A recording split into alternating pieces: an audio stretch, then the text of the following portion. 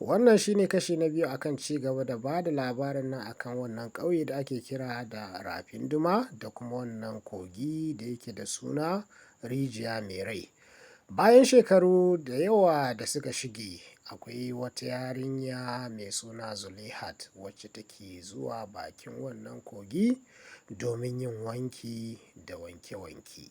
Kamar yadda muka sani a wancan labari na gaya muku cewa akwai wani dattijo da ya gana da sarkin ruwa.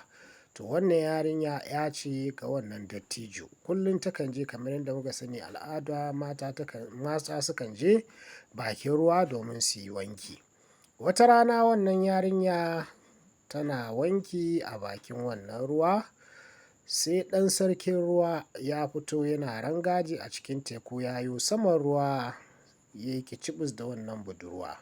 Ai kuwa a take a wannan lokaci soyayya ta kama shi, har ya je ya same ta yi mata magana. Da farko ta nuna jin tsoro, amma daga baya sai ta sakankance, suka ci gaba da hira. Kullum yana zuwa gurin wannan budurwa domin su gana su yi hira, har ya gabatar mata da soyayyarsa. Ai kuwa yarinya ta karɓi wannan soyayya.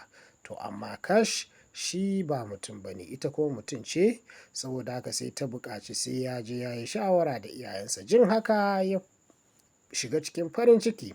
Ai kuwa ya garzaya gurin mahaifinsa domin neman shawara.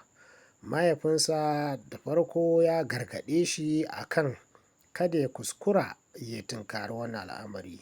Duba da jajircewa da wannan ɗa nasa ya yi, sai mahaifin ya ce to bari zan gaya maka wani sirri wanda zai mai da kai zuwa ga bil'adama, haka iya ma'amala da rayuwa da wannan mata taka. Baban nasa ya kwashe dukkan wasu sirrika nasu na gado ya gaya masa, amma ya gargaɗe shi cewa kada ya kuskura ya gaya wa matan nan tasa har ta gaya wani. Idan matar ta gaya wani, to shi kenan aure ya rabu. Ya ɗau wannan alkawari, aka sha biki, aka yi bidiri a bakin ruwa, aka kwana aka yini ana kiɗe-kiɗe.